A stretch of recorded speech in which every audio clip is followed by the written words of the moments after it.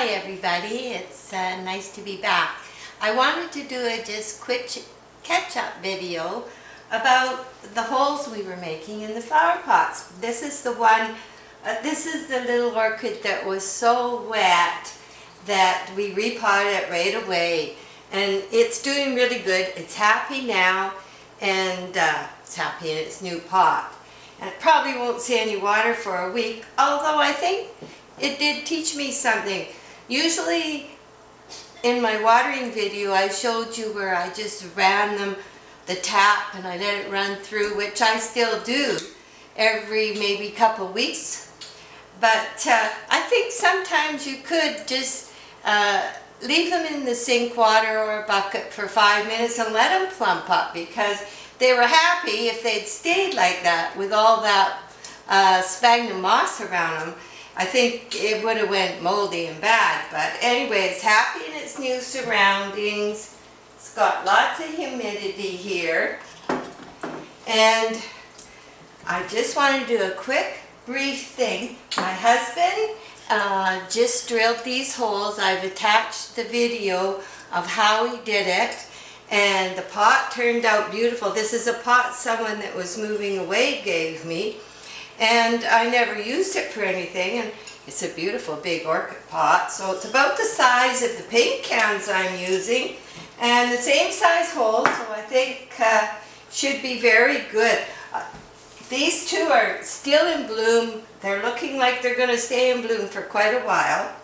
Now, these are the other things, the same size hole. We picked up this bowl. It's actually vintage, but it had some little broken top pieces, and I thought, oh, what a nice misting bowl. So my husband drilled one hole right there, and then went online and I ordered ultrasonic mist maker, and when you get it, it has a little rubber thing, a plug that you put it in your bowl, and then you thread all the electrical part through, and then the plug goes in that hole, and you're all set. You fill it with water, and it's misting very nice in there. And this was you can put all kinds of things in the center of your bowl. Like this was picked up at the thrift store, was just an old glass shade sitting around there, but it was about the color, and it stops it from spraying over on everything. And this was a punch bowl we picked up secondhand. Same thing, one little hole, and then I kind of like the Asian appearance. So this is just a tea light holder turned upside down, but it may look like a little Chinese house or something. So I put it in there, and the mist, it's not plugged in right now, but when the mist comes up, it looks like it's all in a fog, and besides giving humidity for us and the plants, it looks nice too. And the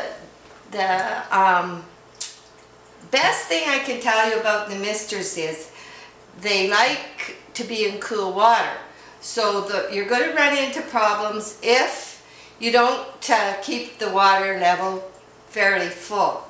So I keep it full, and probably once a week I'll rinse it out just with plain water. Maybe take a Q-tip, and don't ever touch the little disc with your hands. Just take a little Q-tip and wipe off the little disc a little bit, fill it up, and these have been working beautiful.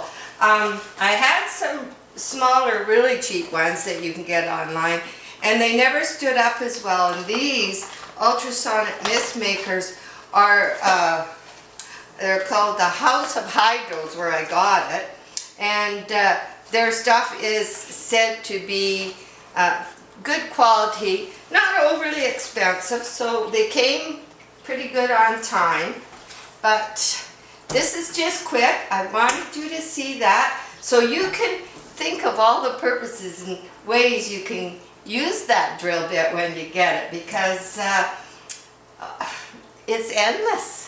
It really is. And I have other little ideas I use too, where you can put an LED lights come in little long strips now, and they're not expensive, and you could put them inside anything that's a colorful glass, you could have them in there, and there you put your power right here.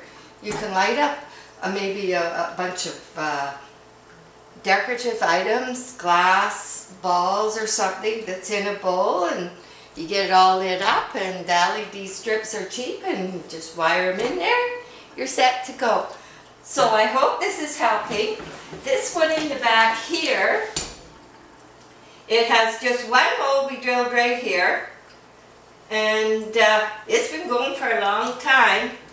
And this display, I think you could do a bark display and put it over a dish, even, you know, something like this. You could just put it on a low dish, like on a cookie tray in a flat dish with water, and just spoon some water over it every once in a while. But I don't know if I can get that, but it's coming. I'm hoping for flowers. Anyway, that was just quick, and thank you for joining our little group and subscribing, and I hope that I'll be able to share some other more important fun things with you. Bye for now.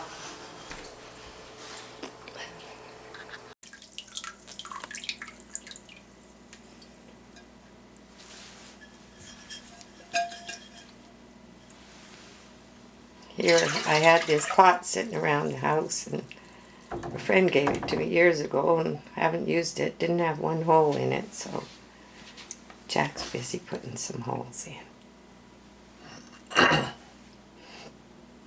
Okay. You want to use a battery operated drill, because otherwise it's too big and too fast, and you'll lose control and you'll damage the pot. So use something you can handle and control. You don't put a lot of pressure on it. What you have to do with these is you got to start off on one edge. You can't just go straight on, or the thing will go all over the place. So you start off at one edge and you go very slow. Make sure you got water. So I got a new battery going in here, so I go back into my slot, get myself so that I can secure it properly and hold it so it doesn't angle. You don't want to bind it. If you bind this thing, it's going to break the pot, right? You want to make sure you keep it straight.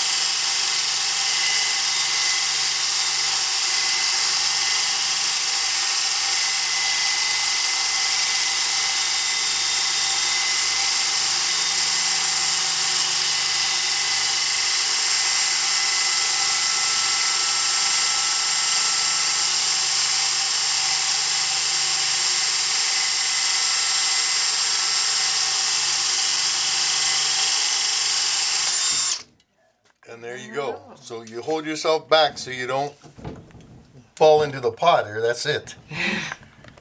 Then I end up with a hole here. And there's the hole.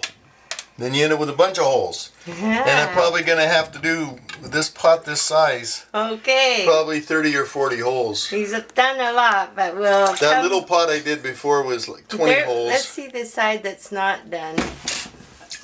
There. This side, yeah. This side's not done. There we go. Okay, so we'll get back to this when it's done, and you'll have a good idea of how this is done now. Thank you.